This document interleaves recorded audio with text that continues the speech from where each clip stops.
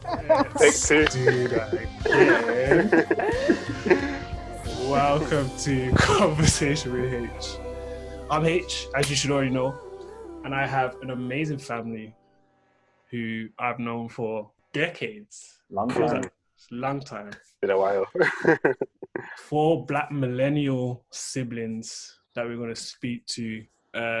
So we've got the Stones, we've got Selena Stone, Daniel Stone, Matthew Stone, and Joanna Stone. You get me? Recently engaged. But Big. so for those who don't know who you guys are, I'm going to go in age order.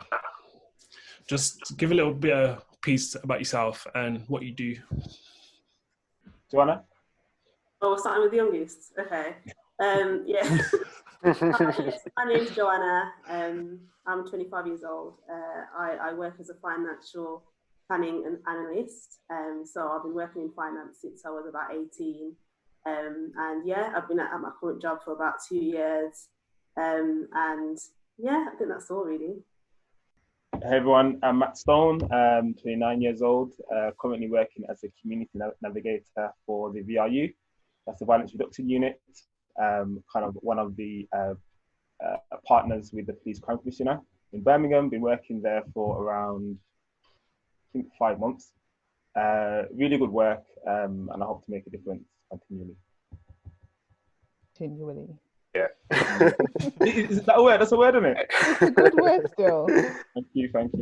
I'm Daniel, 31 years old, a project manager at the University of Birmingham, social activist, author. Yeah. Don't forget that one. Yeah, let them know. Activist. Let them Available know. at all good bookstores after Oxford. Jeez. Shameless plug. Yeah, and I guess as like Matthew and I was saying, kind of very much committed to using time, effort to try to make a difference in this world. So I'm just so proud of us. I'm Selena. I'm the oldest. I'm 32 years old. I'm an academic, so about to submit my PhD in the next 2 weeks. I'm a scholar in religion, theology, social justice, love community, love faith, and critically reflecting on faith, particularly Christian spirituality and theology, like making trouble where I can. That's me really, I think. Facts. That's facts. Definitely facts. So, what was it like growing up in a household with 4 siblings, essentially 7 years apart? Man, it was really good. Like, it's only when, like, I think now that we're older and we're quite close in age, and now that like my friends are having kids, I realized like how mad it was to have 4 kids so close together. Yeah. Because it was like me, then next year Daniel, a couple of years later Matt, then Joe a few years after that, and it's just like that's a lot of kids. But for us, it was just fun. It was fun. I'm sure like for our parents, it was like stress, particularly for Dad. But I feel like for us, it was like we've got friends who are our siblings, and we were really close. So we grew up really close. Shared everything. I think our parents had a general philosophy of they're just going to share everything, and we're not going to do for one what we can't do for all of them. So it was like everything was quite fair. We enjoyed like summer holidays, and like our mum was a stay-at-home mum for a lot of our childhood. So I mean, having 4 kids, it's trying to get childcare for 4 kids is mad. So I think they decided it was better for my mum to be at home. So she quit her job when I was born. And they did little bits of like courses and work in between. But we had a lot of fun at home, really, like coming home from school, doing homework. Like we were all at school at similar times, apart from me and Joe, who always missed each other because of the age gap. Yeah, it was gutting. So like I was in year 7 when she was in reception at primary school. Then I left 6th form when she started in secondary school.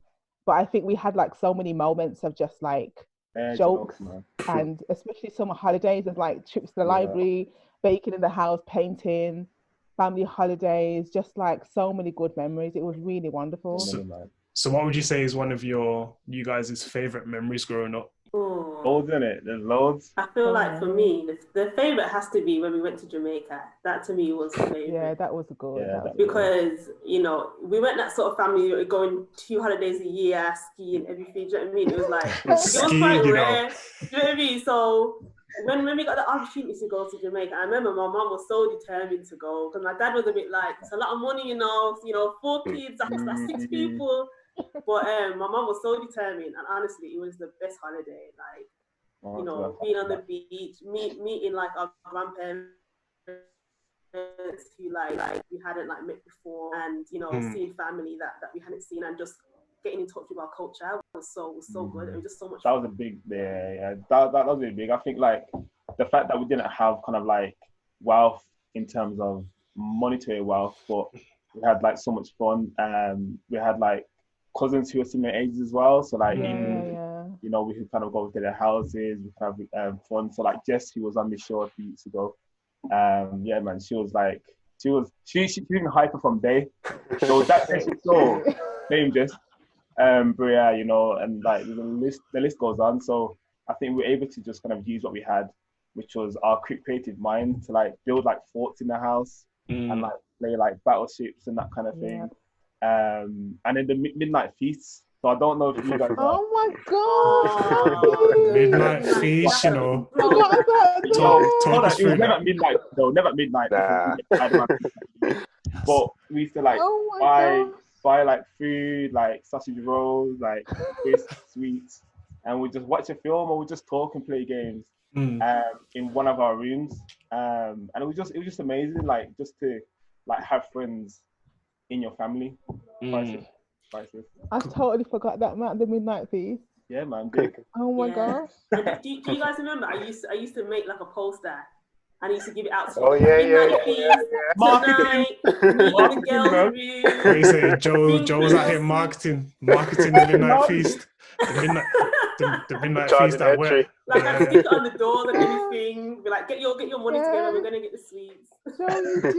These times the midnight feast weren't at midnight, but somehow Joe's doing promotion for midnight feast. Yeah, we're at midnight. Dad would be like, turn off the lights. All of you are very different. Very different. So how did you remain unique in a household where you have your first set of friends, which is essentially brothers and sisters, but then you're all got your own little quirks and things about you? So how do you remain unique in that kind of in a household like that? Yeah, it's interesting. We actually did one of those like personality tests wow. a few months ago, which kind of actually proved just kind of how different. So I think me and Matthew, for example, were the complete opposite on that spectrum when it came to like extroversion, introversion, everything. Like we were opposite. Yeah. So I think you're right. Like we were kind of different people, kind of growing up. But I think for all of us, there wasn't that sense of competition or envy, or because that's where some of the problems come sometimes. If people kind of have some of those attitudes, and that makes you want to beat your sibling or outdo them or whatever. But I don't think that was our experience. I think we kind of both as individuals had that sense of actually seeing other people's strengths and not being and not feeling kind of jealous or envious about that.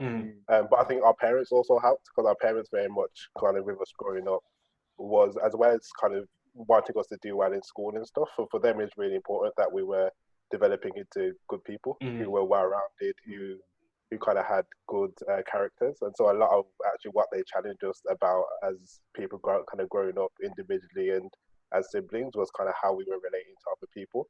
And I think that probably meant that we were actually growing into people who knew how to get along well with other people. One of the things I would ask then on the back of that question is that how you saw your parents then as you got older. Did it change over time? Like, for example, with my dad, I'm like, my dad could do nothing wrong when I was younger. He was that guy. Then all of a sudden I get older and I'm thinking, hold on, you're making a few mistakes, big man. What's going on here? What happened to the cloak of not being able to make no mistakes? So how did that change? How did your opinions and views of your parents change? I'm happy to start and then allow the other. But I think for us, This is getting a bit mad. Be careful, you gotta be careful. So I think for us, and I think as Sal said, like Mom was the one who kind of was at home and spending a lot of time with us. Yeah. So kind of throughout the holidays, after school, stuff like that. And just I think her kind of nature as well was somebody who was very much who would come alongside you and kind of have quiet words and do all that kind of stuff. And I guess like other Caribbean households, and it's like your dad sometimes the one who you're told to fear it. So you know, if you've been in trouble, it's like wait until your dad comes home, and then so I think there was that kind of attitude where it's just like, our dad is the one who's there to enforce certain things, and then our mom's the one who we then can kind of almost be more open and kind of friendly with, to a certain extent. But then I think you're right. The difference as you get older is that you then start to understand things from their perspective. So as I was saying, to kind of have 4 kids under a certain age, and to not have like a huge salary and have to juggle all of that while having to manage kind of your mortgage and bills and shopping and 4 kids. Like, you understand the pressure that must put on my dad, kind of being the primary kind of breadwinner in our household. So I think you probably just start to look at things through a different lens and actually see some of the challenges of that sort of experience. Yeah, I agree, because I think there was times when we was younger that we just thought dad was being mean. You know, sometimes where he'd be like, why we got this light on? You don't need that on. Turn off the switch, you know, and all that sort of stuff. And also sometimes I'd be like, can I have like £20? I want to go out with my friends and you know, go cinema and get snacks and go get Nando's. And he'd be like, you know what, I'll give you 10 so you can go to the cinema. I'll be like, why don't you just give me the 20? And then as I get older, and you're lucky with me, it was none. This is like, as a youngest kid, you got the £10 vision. Just so you know.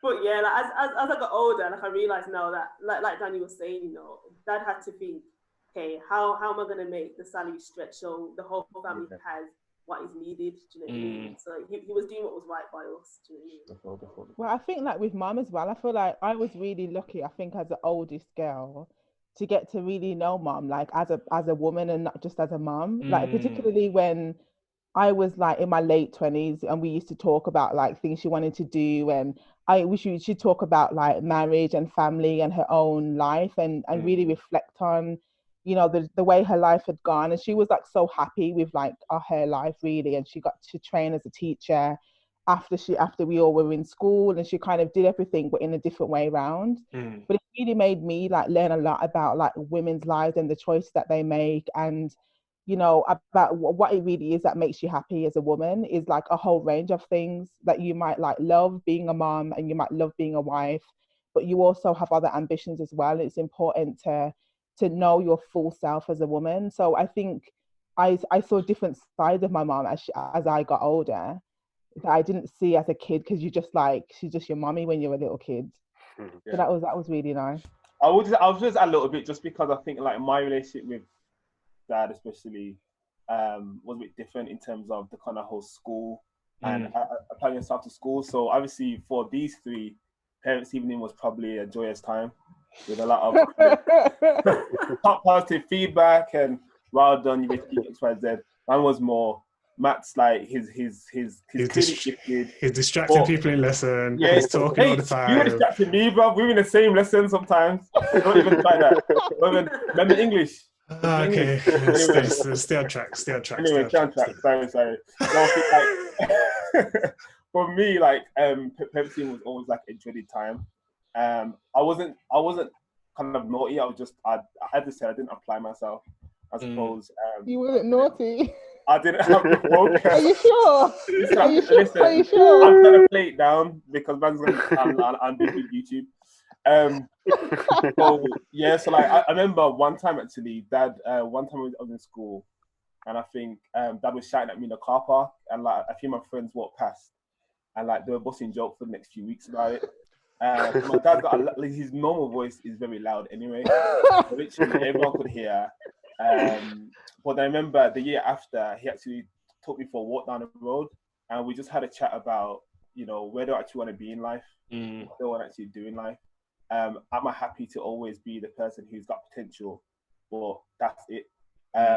So I think after having that sort of calm conversation with my dad, I began to respect him and think actually he's not just trying to come down on me hard, but he actually loves me enough to take me aside and say, I know that there's much more for you, there's better for you than just you being kicked out of class and being naughty. So I think growing up now, I've kind of I know that when Dad's kind of at that level of kind of anger or shouting, if I can bring him down to a calm level, we can have a chat.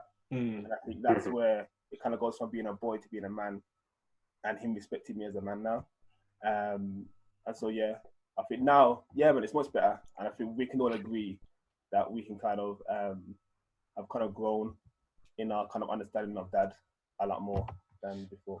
I think as we kind of get older, we understand why our parents did certain things. Obviously, when we're younger, it's not as clear because we don't get the reasoning behind it. So a lot of it's like, I can't give you this, but I can't tell you why I can't give you this, because I need to make sure the house is cool, or I need to make sure we've got this, so you can't do the things that you may want to do because I need to do all of these things that need to kind of keep a roof over your head, need to keep, gas, electric, all these kind of things that we didn't even take into consideration, because we was out when we were younger, we were out doing whatever. But as we get older, we start to get our own places, we start to pay our own bills, we start to think, I can't go to this party, I can't go to this place because I Tuesday I want to eat chicken on Sunday, so I want to spend the £5 on the chicken or the £5 on the liquid drink over there. Let me get the chicken instead. So we fully understand that.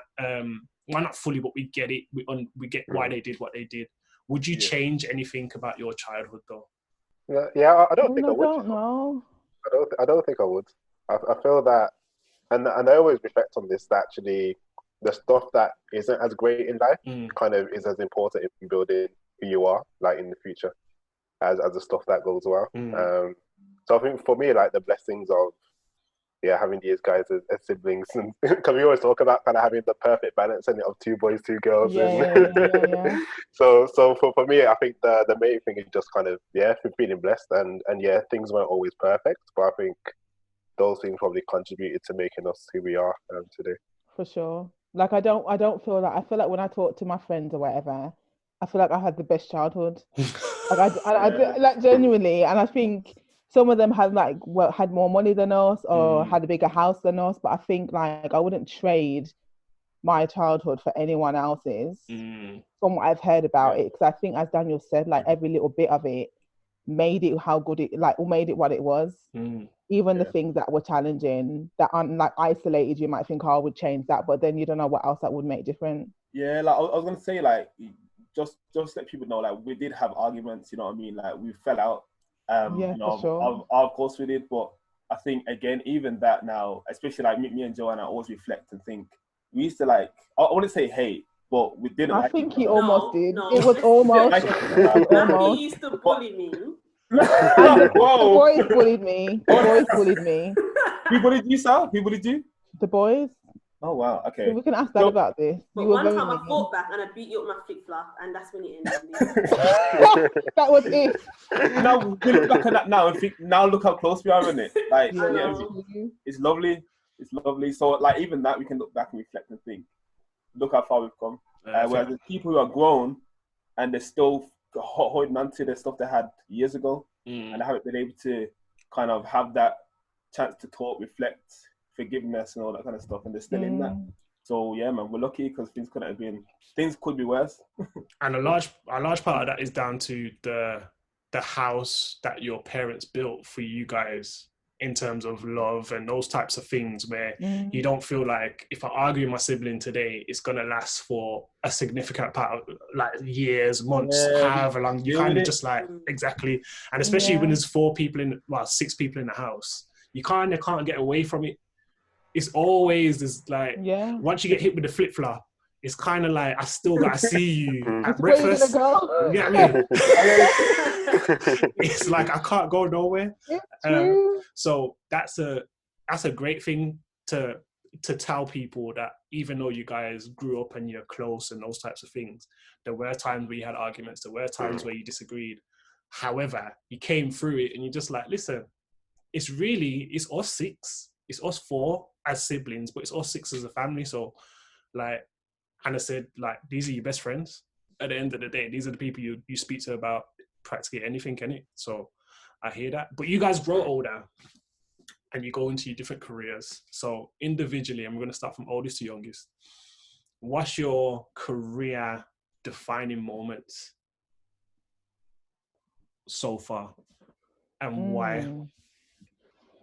I mean, I think probably one of the big moments for me was taking the job that I have now, because so I was previously working as a community organizer, and then I was approached to apply for this job teaching theology when I was doing my PhD in theology. And I feel like it was a big moment for me because of the whole, I didn't think I had what it took to do the job. And although they had asked me to apply for it, which was an indication that they wanted me to have the job, I think I was still feeling like, am I really qualified for this? It was a big jump into a different kind of work altogether. And it was like, it was a big risk. It was either going to go really well and I was going to rise to the challenge, or I was going to flop and have to go back to my old job. And I think like in that moment, it was like that feeling I had inside of God speaking to me, and a mixture of my intuition as well. I think just being like in life, you have to take the risks. You have to take like go for it. Like, what's the worst that can happen? And sometimes when you're like thinking, oh, do I have what it takes? Do I not have what it takes? Like, just go for it and see how it works out. And I think it was a big thing for me because I think confidence and imposter syndrome has been a thing that I think I've dealt with. I know we'll talk about that probably. Yeah, we're coming on to that. Just you're cooking. Yeah. But it was a big thing for me to take the risk, and it's definitely paid off. But it was like a defining moment for me, I think. Okay. Yeah, so I'll say my kind of career defining moments have always been kind of knowing when to move. So there have always been situations, I think, in all the places I've worked, where I've kind of got to a situation where either I'm not being challenged, or the work I'm doing, or I'm not maybe getting the recognition for some of the work I'm doing, or I'm just in a situation where I'm just not enjoying it. And I'm conscious that actually a lot of people might not have that ability to be like, oh, I want to change my working days or change my role or look for other things. But actually, it kind of felt like I was able to do that. So in one of my workplaces, for me, that looked like going. So I moved from going full time to working for them kind of 3 days and working somewhere else for 2 days, just so I could change up my week and get new skills elsewhere. For my current employers, it meant leaving one particular project and being able to kind of get into other things that I thought were more aligned with some of my interests. So I think there's a thing about being confident enough to be like, yeah, this current situation isn't working. I need to try to do something to make it change. I think for me, I'm probably in that career defining moment now.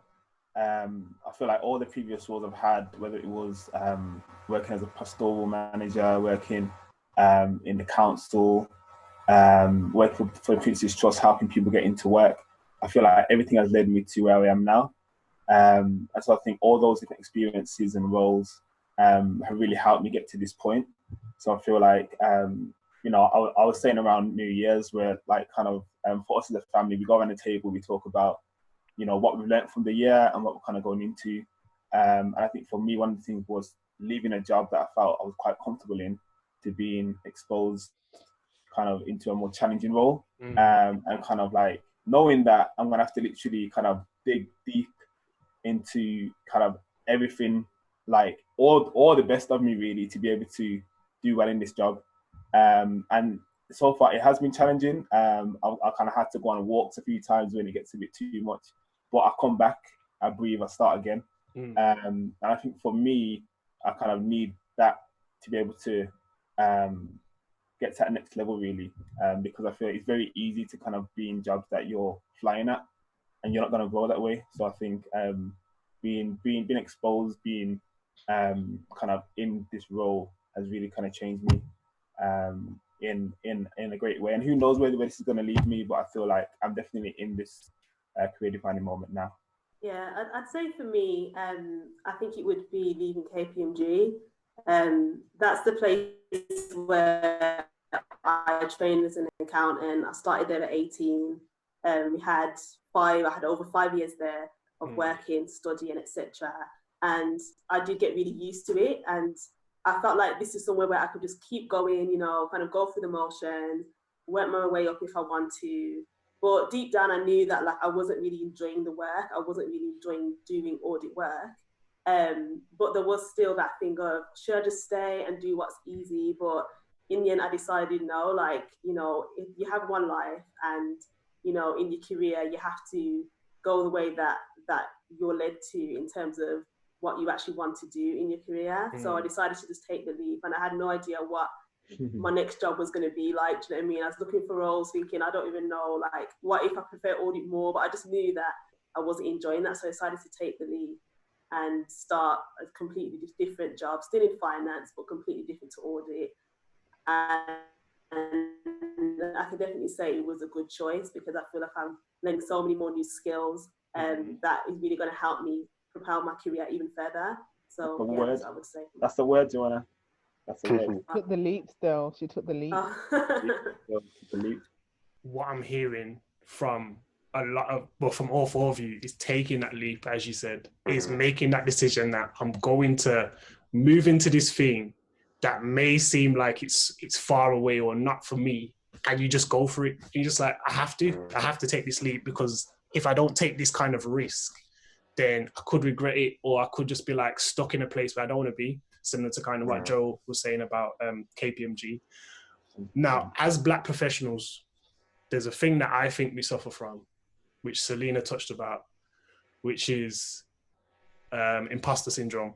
All five of us have been in an environment where sometimes we're the only Black person within our team, the only Black person within a 5-mile radius, like literally in terms of like where we're working.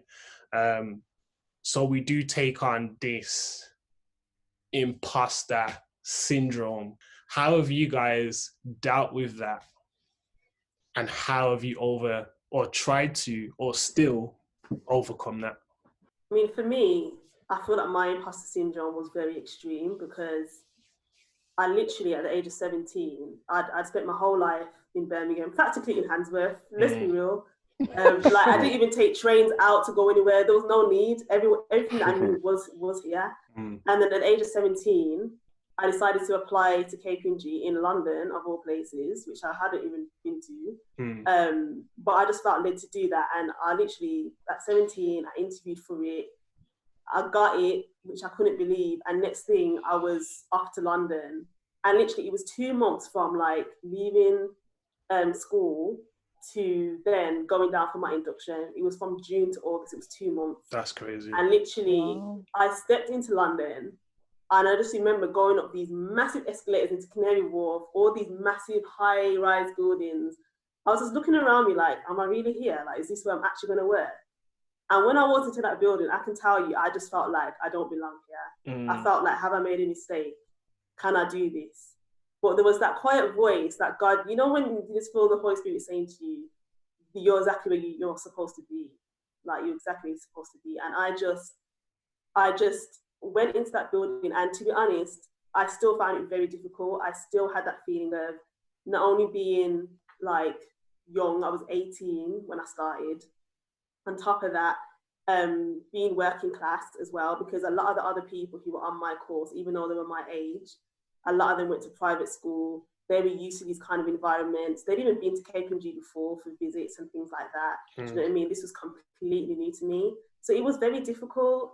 You know, a lot of the time, sometimes I felt like even if I had something to say at work, I'd second guess myself a lot and think that, no, I probably don't have this right. If they haven't said it, then I can't be right. Let me keep quiet. And I think that it took a long time. If I'm honest with you, I'm not 100% over that. But what I can say is that I think over time, recognizing that I am good at my job, I am getting through these exams, I am as capable as anybody else in this job and on this course. And if I have an opinion, I need to speak up and give that opinion. And I think sometimes it takes that. And sometimes it takes prayer as well, you know, and God will speak to you as well and really reaffirm you. But yeah, it is something that I still struggle with sometimes, I must admit. It's really good, Joe. I agree. Like, I feel like imposter syndrome was first spoken about in regards to women in the workplace because I've been in male environments. And it's definitely true, I think, on a race level. So I think as a woman who's Black and also from like a working class background, you've got like 3 levels of like imposter syndrome to overcome when you're working in environments that are mainly dominated by white men who are middle class. And I think I've always worked in spaces where that's been the case, where I've been one of the only or one of the few Black people, one of the only or few Black women, and definitely probably on a working class basis as well. But I think Joe is really right. Like, I think learning to speak to yourself, like I practice self-talk regularly because I also am not over it. And when I'm having a thought of, I'm not going to bother saying that, now I will say, your voice is very, very important, especially when there's only one or two of you in the room. Like your voice carries, you know, the voices of all the other women and men who look like you in the room when you speak. And I feel like it was Oprah who said something about this, that when she goes into a room, she brings with her all of her ancestors, all of her family, all of the Black people that she hasn't ever even known, who she's representing when she's in a particular space. Like, you carry that with you when you're in a room. And I think that reminds me that my voice really matters when I'm tempted to think, oh, I'm not going to say something because maybe they won't understand or maybe they won't value what I have to say. I think Joe's really right. Like, I convince myself that my voice matters, because some people automatically think that and talk all the time because they're convinced their voice matters. But then others of us, like others of us who have a lot of valuable things to say, second guess ourselves, and then the room is robbed of our wisdom and experience. 100%. Yeah, I think like even for me, who's kind of in an environment where I'm working in that environment of kind of crime reduction, you know, and I'm from Handsworth, and like even when that young man died on Thursday afternoon, I do believe, like I was doing work around it, but I hadn't even kind of deep like, yo, this is my neighborhood, and it's like I've got my professional hat on, and people are kind of wanting to kind of talk work speak, but I'm like, have you even considered how this is affecting me as a Black man from here? This is a young Black man, 15 years old, like he's not going to take another breath. And I'm like, I then need to kind of take a step back and think, I need to share my opinions from Matt Stone, not Matt Stone, the community navigator of the VRU. And so at times you kind of do need to kind of, as the girls have said, to allow your voice to be heard, because in some situations it's even more important than those who can't relate or who can't speak on something because they've not experienced it. So yeah. Dan, you got anything to add to that? Yeah, I think just to kind of agree with what people have said, and I think probably like Joe, I think my journey pretty much began at a similar age in terms of being 18 and going off to uni, and that kind of being a different experience from like a kind of cultural perspective in particular. But I think my experience has probably been, in terms of getting through it, has been what Sal reflected on, in terms of you actually just reflecting and getting used to having your voice in those environments. So I think one of the tools that really helped me was coaching. So actually I had a coach who was helping me to think through some of those challenges in terms of why I was just unable to kind of be myself in some of those environments. And so then reflecting on my thought processes going into, because I think I particularly had challenges around kind of meetings where you'd kind of be in a room full of people who are mainly kind of like older, middle class white. And then for me to then begin to speak in that environment, I'd second guess myself, or just wasn't as clear or as confident as I knew I could be. So then I did some reflection as to why I was feeling that way, and really began to understand some of those things around some of those fears and second guessing thoughts stopping me from speaking. But then once I did prepare and speak, actually it became easier, and those fears that really had no basis then began to disappear, and I then became more confident doing it. So I think it just is a case of really making yourself do it until it becomes comfortable. I think one of the things that we have to remember as well when we're in these places and we do feel that imposter syndrome is that we're in a position that a lot of people that we know may never be in, or the person coming up behind us may be reliant unknowingly to them on how we do in the job. And that also can be a burden on top of us as well, because we feel like we're fighting against so much in a workplace. And some people who we work with will never know how much we're dealing with in our headspace in this job, in this role, to make sure that, listen, if there's another person of my complexion who applies for a job that I leave, I have to do a great job. So I'm not just thinking about me, I'm thinking about the person coming after me. And then I'm thinking about, if I move into a next role, how do I manage that team? So anyone who comes into that team, regardless of color or race or whatever, feels comfortable with me as a manager. Like, there's so many things we think about. On top of the work. On top of making sure that we complete everything to an excellent level. You guys kind of gave some tips in how to kind of overcome it. But if you used to give one tip, each of you, to how to combat imposter syndrome, what would it be? Just one tip.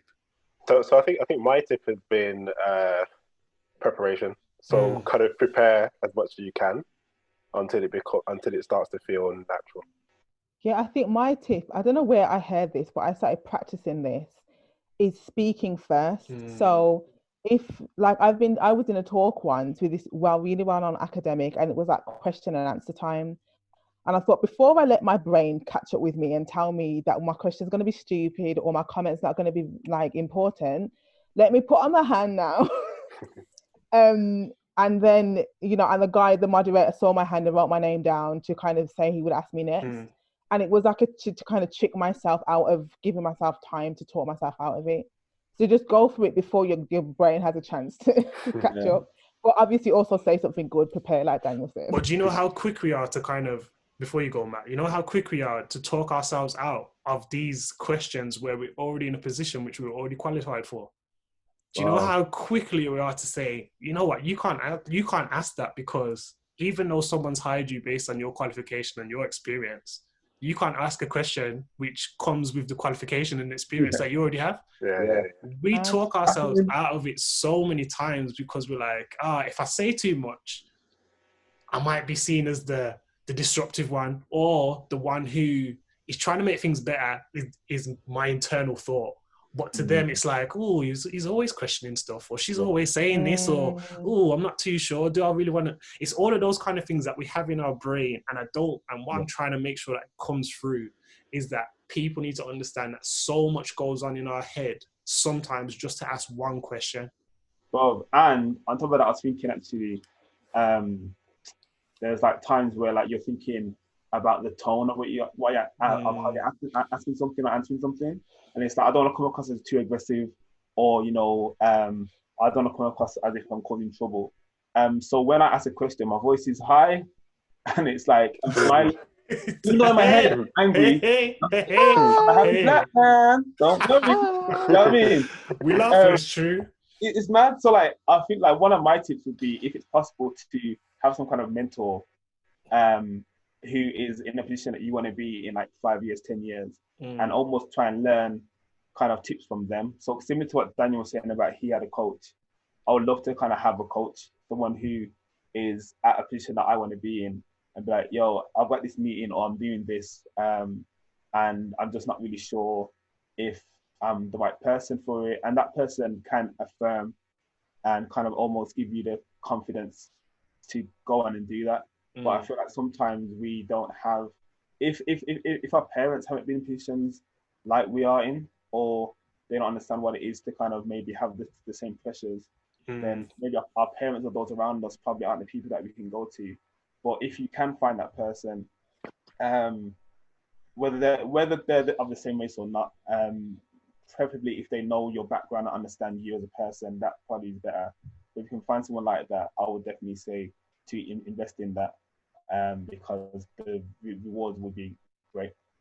Yeah, I would agree with that as well, especially because I think that in the fields that we're in, we don't see a lot of people that look like us in senior positions to look up to. And I think that even adds to the imposter syndrome, that feeling of, okay, there's no one else here that looks like me that's in a senior position. So can I get that promotion? Should I speak up about this thing?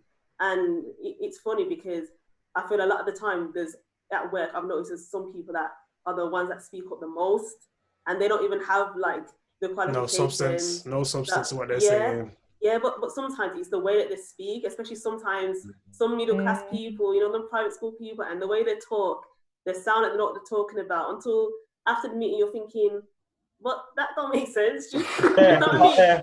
But you and I will actually have thought something through logically, We put our experience and our qualifications into the way that we're thinking about it, but then we'll still hold back. But I do think that one tip that I would give is it's kind of like what Celine was saying about reaffirming yourself and saying to yourself, okay, you know what, I have these qualifications. I'm interviewed for this job. I went through 3 interview processes and I got this job, and I'm qualified to speak up, and I deserve to be here. So yeah, just really reaffirming yourself in that way. Yeah, I think that's great what you guys have said, and I know people will be inspired by that in terms of like dealing with it, especially in this time that we're in now, where it's much harder for people to maintain and stay in jobs, and people are on Zoom calls with do-rag and everything like that and feeling like they can't really show their face. It's little things like that where they're just like, I can't, do you know what I mean? It's little things, so I think that's good. So you guys grow old. We were laughing about that. Was ya? We were laughing about like, as Black women, if you're not prepared to show yourself on Zoom, that white women don't understand. Yeah. Like, you can't just take a pony and shake your hair and go on the Zoom call. If they suddenly say, oh, the camera's on, you have to like take out your plaits, everything, you know, do the whole thing. And the wig's not laid, and they're saying, Joanna, do you mind just putting on your camera, please? Just see and that. Like, if you don't get the baby hairs flowing out of the right, it's a mess. It's a mess. It's ridiculous. It's actually ridiculous. But it's all those kind of things where it's like, then you feel like, the whole imposter syndrome thing, it all adds up. It all has little elements to it that sometimes even moving outside of the office, it still affects us. So I think it's definitely good that we're able to speak on that. As you guys have now got older, the sad passing of your mother happened. It's up to you how much detail you want to go into. So that's why I'm kind of leaving it as open as possible. I'm not adding any kind of things on top, but explain the kind of feelings before and then feelings going through that grief, essentially. I mean, I think anywhere you experience loss, it's going to be tough. I mean, even like last week, I was speaking to one of my friends whose mom passed away, just like unexpectedly, and it was just like she had no underlying health issues, wasn't COVID related, and she passed. And so there's a hurt of that. I mean, our experience was that our mom had cancer, so it's a kind of long-term illness, which kind of took place over a number of years. And so that's kind of is a very different type of loss, but in many ways it was just so difficult to kind of see someone who you loved just kind of have to go through that pain, really, that physical pain and the emotional pain and strain associated with it. And so that was hard to kind of see just the effect that cancer had, especially on her physical body. But I always say that one amazing thing about my mom in particular was just how selfless she remained through like that whole period, where sometimes for people who are kind of suffering in that way, like everything becomes about them and they might lash out in different ways, whereas for her, she was just cared so much about everyone else and how everyone else was doing. Like even in the hospital, she was kind of always talking about other people who were in the hospital and nurses, and it's just an incredible woman, just in terms of just her heart, really. So I think as a family, it was hard kind of going through that period of actually just seeing her, kind of deteriorate in different ways, and then that kind of moment comes, and I think for all of us, it was like, even though we saw the signs, it was still unexpected. Where we were speaking to doctors, and they were kind of saying, we might still have months, if not over a year or whatever. And then I remember I was at home with Matthew and my dad, and we kind of got a phone call from the hospital telling us to kind of go there as soon as possible. So we got there, and then it's just that kind of, it just hits you, just the reality of it, really. And then the strangest thing after then is, after having somebody who's been such a huge part of your life, who you've done everything with, for there just to be a cut in the relationship, and you can't continue conversations or share anything further about your life, and for that just to be that hard cut and just that's it and the person's gone, that is just, for me, what has been the most difficult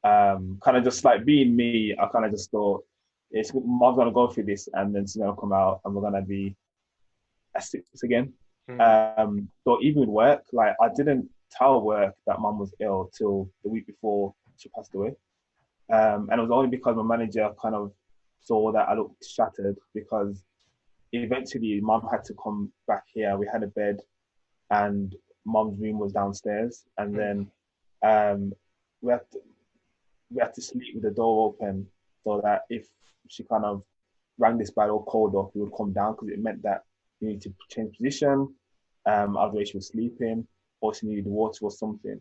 So kind of having kind of like restless sleeps for quite a few weeks meant that work was always secondary anyway. So I had that burden going to work.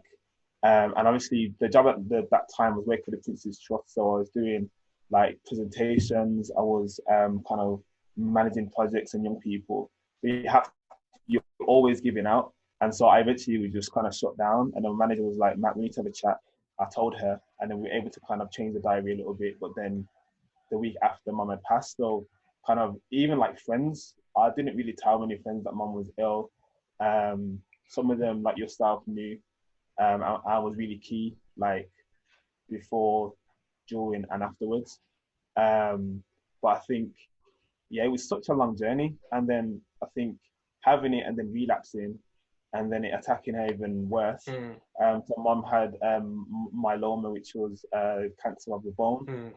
So it affected her bones. So like she was weak anyway. And then as Daniel said, to see the physical, like mum herself, like kind of looking weaker, not being able to speak. Mum was a very like happy, joyful, bubbly person. So to see all that draining out of her and seeing that physically was just heartbreaking. Just heartbreaking, man. How did the passing of your mother, who I call Mama Stone, how did that change the dynamic of the 6 going to a 5? I mean, that was the hardest thing. Sorry, Matt. No, go on. That was the hardest thing. Was I remember when Mum passed in the end of November, we had the funeral and we went away for like a week to some countryside place. Oh man! And I remember the first time we went out to eat and there were 6 chairs at the table, and I couldn't cope with it. I remember just being like, we said table of 5. Why is there 6 chairs? And of course, she don't know why I'm like feeling it in my chest.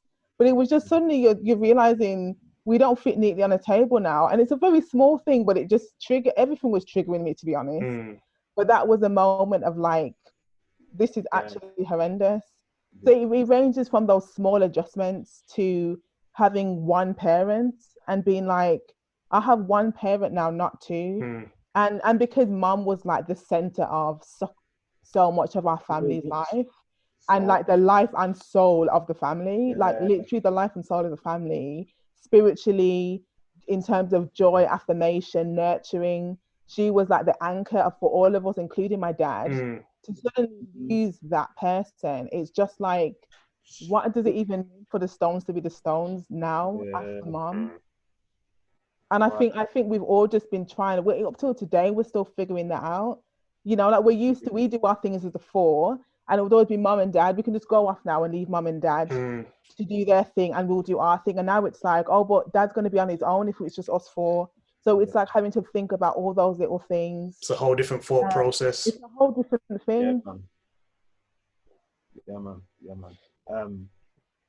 Someone else speak. Go on. I'm going to burst into tears. So okay. Do you want me to? Shall I move on to the next question? Shall I do that? Yeah, I think Sal said it still. Okay. I feel proud of myself. I'm doing well. No, I'm so proud. You know what? This is like process. I feel like the 3rd year anniversary happened. I feel like I was a different person. And someone had said to me, like, the first 2 years of a write-off, and then you start to be able to cope better with the memories. And I think that's definitely been my experience. Yeah, because you remember the 2nd year? Second, Joanna. the second anniversary, it felt like the day she died. Like Oh, we were just wow. like, we're back to square one. I know. We went to Hampden I Park and know. it was raining. And I was just, my face was wet and it wasn't the rain. I thought I was going to drop to the ground as if I just found out. I thought I was going to die. Yeah, I'm not being dramatic. But it is cycles, and this is the thing. Like everything else in life, it's like a process. Like you start here and you move there. But someone said to me, like grief is cycles. You kind of go around in a circle, and you think you've processed it now, but you actually go around, and each time, like you are healing slowly, but you can't always notice it. Yeah, and I think, you know what, like what really stands out for me is just how significant mum is in terms of the thoughts, the decisions that I make. Yeah. Like, what would mum do in this situation? Like, mum would be gracious, mum would be loving, she would be patient, you know, those things. Yeah. Kind of like, I always keep it in mind. Like, if I want to snap someone's head off, what would mum do? Like, how would mum deal with this person in this situation? And it just keeps me grounded. So even though mum's not here physically, spirit, like her life and what she has been to us still lives on.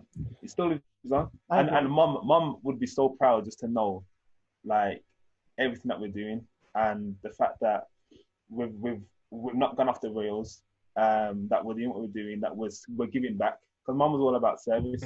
Everything mum did was about service. So how was your faith impacted by the passing of your mother? Oi. Is Yeah, can you want to kick off? Yeah. I'll kick off. I'll kick off. So, Jesus, okay. Hold on, before you go. Woo!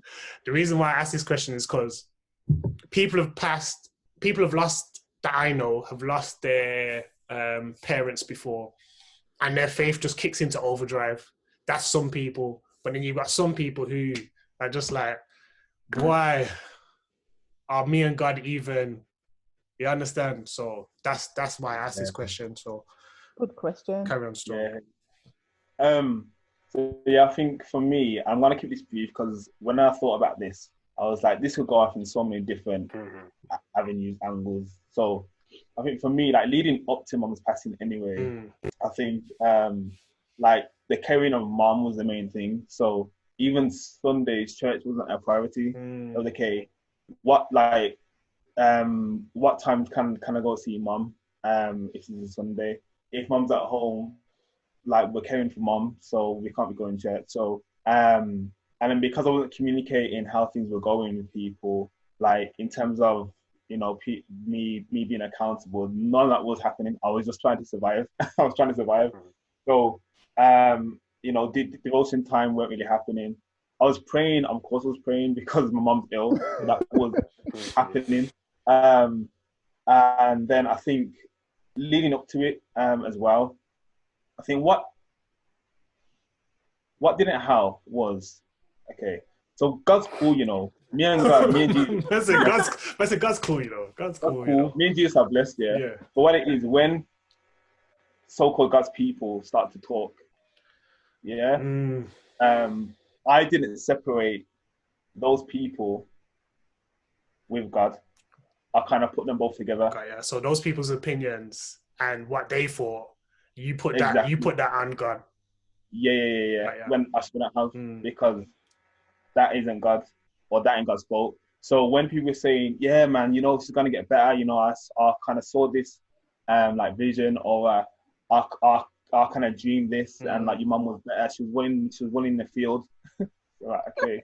Like I've never seen mum win. Well, like my mum used to win a little bit, but yeah. So then when I heard those things, I kind of naively, or not even that naive, like in that time, anything that's hopeful, anything that sounds like hope, you're gonna jump on, you're gonna hold on to. So hearing all that, and then obviously mum passing, I'm like, obviously I didn't go call those people up. So yo, so that dream you had, what's that about? It was kind of like, okay, God's let me down. So then it took me a good probably 1.5 years, 2 years to realize that I had to then separate those two again and actually take Christ as he is, like all perfect, like his word's not in vain, and just kind of almost like start begin that healing process. But then also forgive those people who had best intentions, but kind of didn't give me what I needed, or didn't give me the reality that I needed. And so it did take me a while to break that. And I'm probably only just in the last year kind of getting back to a point of, okay, I need to serve again, or like, what is my purpose in Christ again, and all those things. So that's kind of my journey in a snapshot, really. And I think just to kind of build on what Matt was saying, because I think you're right. I think sometimes Christians don't help each other with kind of difficult times in life, because the reality is that loss and death is inevitable. It probably is the only guaranteed thing about life. That actually, if you're alive, then one day you won't be.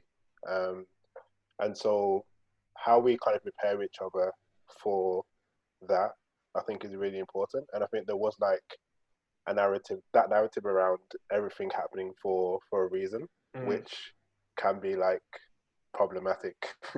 Because then you start to question, what's the reason?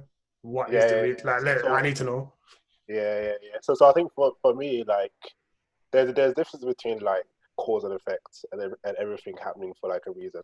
And what I mean by that is like, I don't know, if someone like punches me in my head, like my head hurts because somebody's punched me, and that's the cause and effect. Like reason would say, somebody seeking to get meaning from that would say, oh, you needed to get punched in your head, so next time you don't. So they're trying to add an additional level of meaning onto something that's cause and effect. So for me, like cancer and things like that are primarily something that's driven by cause and effect. So we don't fully understand those causes yet. So it could be chemicals, the food we eat, in plastics, whatever it is. All of those things that for me are the causes of ill health. But then trying to put that additional bit of meaning to say, oh, it's happening to this particular person for this, I think is then where issues come. I just don't know how you kind of connect those two. As Matt said, unless you've had a prophetic dream or insight into why it's happened at that moment. So I think we just need to support each other better. Like if there's stuff that you know, help that person. But if you're just offering empty words without substance, then sometimes that can cause problems. Ladies. I have so many things to say. My brain's in overload. This is where I live, yeah. I have to write on this at some point in the future. So I've got 1,000 thoughts about this. So maybe it's best I go, and then I'll remember Joanna has to talk and stop talking. I think for me, I took personal offense. I felt personally betrayed by God when this happened, on a deeply personal level, because I feel like me and Jesus have been brethren from day one. So for me, it was like, I'm sorry, who are you again? I don't even understand how you let this happen. Like when you, and simply on the level of, there are like prayers and then there are prayers, you know what I mean? There's like, prayer for a job, prayer for a partner, prayer for, some little thing. And then there's prayers. There's like, this is the only time in my life that this is going to matter. This is the only time at which you can answer me or not. There's no God's timing. There's no, it's now on the knees type praying, it's now or never, and that's it. So, and you don't have a lot of those moments, you don't have a lot of those kind of prayers. But for me, for us, I feel like this was one of those moments at which this was a now or never kind of prayer moment, and God never did the thing. So by the time this happened, me and God's got problems upon problems. I would say my faith died the day Mom died, although I didn't know it at the time. I would say I had to go through a process of reconstructing my whole faith system from scratch. And the way that I imagine it is like you have a house that crumbles into pieces. And that was what my faith was like. It weren't like, it's struggling, it's in pieces now. It's like crumbs on the floor. And I can either be in denial about that and just keep on going to church like nothing ever happened and keep on singing the songs and whatever, or I have to get to work at reconstructing something that's going to look totally different to what it looked like before, but it's going to be real, it's going to be authentic, it's going to be honest. And that, I think, is a process that I had to go on. Thankfully, because I'm a theologian, I had the resources to help me to do that, and so I could find, wonderful reflections in other traditions. Pentecostalism doesn't have a lot to help me through things like this, but I was lucky that I had friends who had other Christian traditions to offer to help me process this grief that I was feeling and the loss.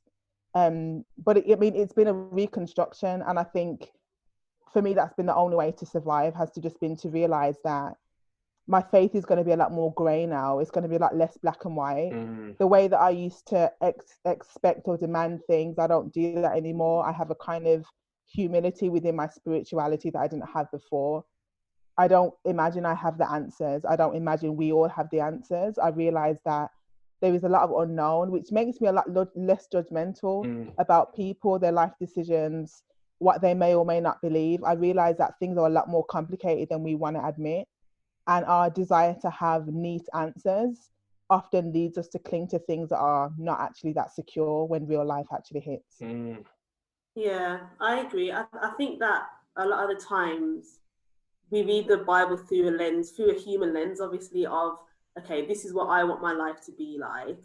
This is what I think the scripture is saying, and we read it in a way of, wanting our family to be well, wanting to have, wealth, just wanting everything to go so perfectly. And sometimes I think we can read the scriptures in a way that isn't how it was written. So we can just read it and think, okay, everything we ask God for, He's just going to give it us. If someone's not well, He's going to heal them, etc. But in reality, like in this life, people do get ill, people do die.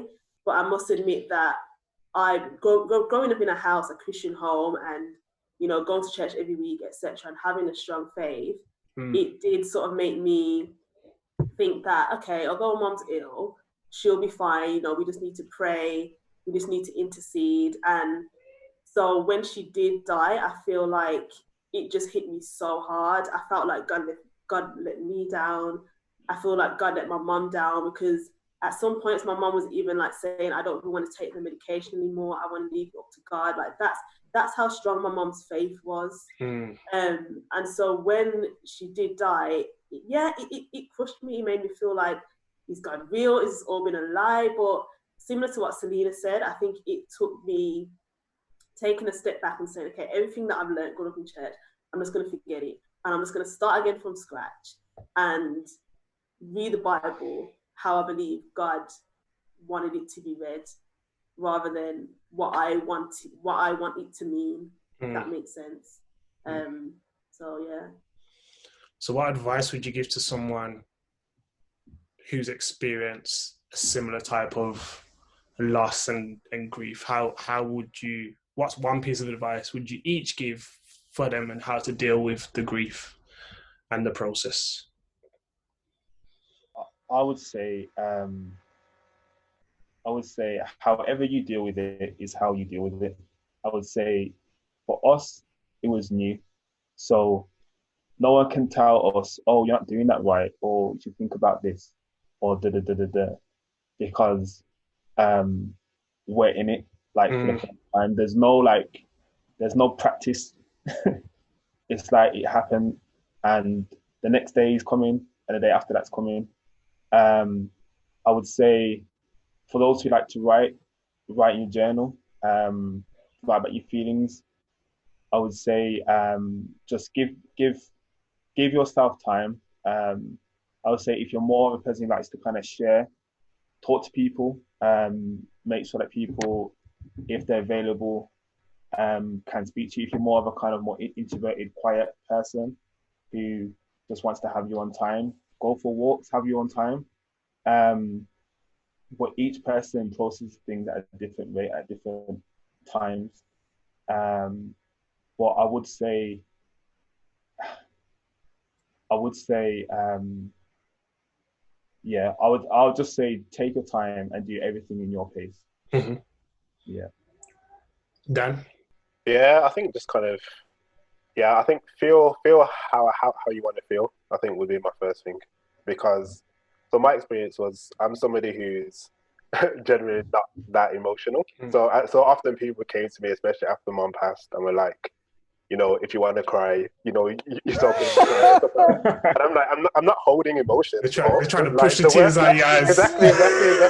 No, Yeah. So it's like people have their own expectations of how they thought I should be reacting and Yeah. acting. And I'm just like, I mean, there were times I cried, and there were times where I just wanted to just be on my own and just reflect and think. And so I think you just have to feel how you want to feel and respond to that. And then probably my advice then to everybody, even if you've not experienced grief, is probably just that reflection that like, yeah, loss is inevitable. So then the big question is, what do you then do in response to that? And I think for me, the response has to be to really make the most out of the time we do have. So whether that's in relationships or your own talents or your own time, I think our own response has to be, given that our time is limited, just making the most out of it. Joe? I would say, like, don't be afraid to be angry at God for a while, man. Just, you know what I mean? Sometimes you just gotta be like, God, why did this happen? Just let it out. Don't be afraid to just be real with God. Why did this happen? I feel you've let me down. Do you know what I mean? Because I think that you can't just carry on as if like nothing's happened. If you feel let down, say so. But I do know that with me, I've come to a place now of understanding. Do you know what I mean? Through like battling and fighting through with God, and really fighting through my faith. And I think that's something that you have to do if you want to really get back to a place with God where you're walking in harmony again and trusting Him again. Yeah, I agree with what everyone said. I think the most important thing is being honest. That the only way through, like, out of grief is through it. You can't avoid it. It will come back to you. It will eat away at you if you don't, accept it and deal with it in whatever way that we need to deal with it when you're ready. But at some point, you have to be able to do what it takes to feel and process the grief.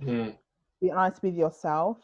This is not about performing for anyone else, upholding traditions or saying certain things that you think people expect you to hear, particularly as a Christian. We love to do this to one another. Don't let the grief get you, keep the faith, let the person cry. Stop telling them how to perform when they're in the middle of trauma of losing their relative. Like, just let them be what they need to be right now. God isn't asking us to perform anything. God isn't asking us to put on a show of being the super Christian who don't cry about their loss. Listen, do what you feel it, cry what you need to do. If you reach out for help from good people, I'd say be careful about who you talk to. Some people don't have no sense. Some people want to be the counselor, but they don't have any wisdom. So just be careful about that. Like, go to qualified people if you need that deep. I love therapy. I will tell people therapy every time, but therapy's expensive. Maybe you've got a good pastor at your church or someone who used to know, and just do what you need to do to be well within yourself. Peace is the most important thing. And you will smile again. I never thought I'd laugh again after Mum died. I never thought I would enjoy life fully, but it happens. You move forward and you learn how to hold that grief without it overshadowing everything else in your life. And you don't replace, you just adjust to what life has given you at the moment. And one thing that you touched on, which I think was really good, is us as some Christians can be very quick to say, so and so wouldn't want you to feel this way, so make sure you big man. Just stop it. Relax. Especially people who don't know. Like what Matthew said was so true about crazy people saying stupid things. Like people who never knew my mum, I thought your mum would want you. You'd never even met her. And it's people that didn't know your mum and people who didn't know your dynamic.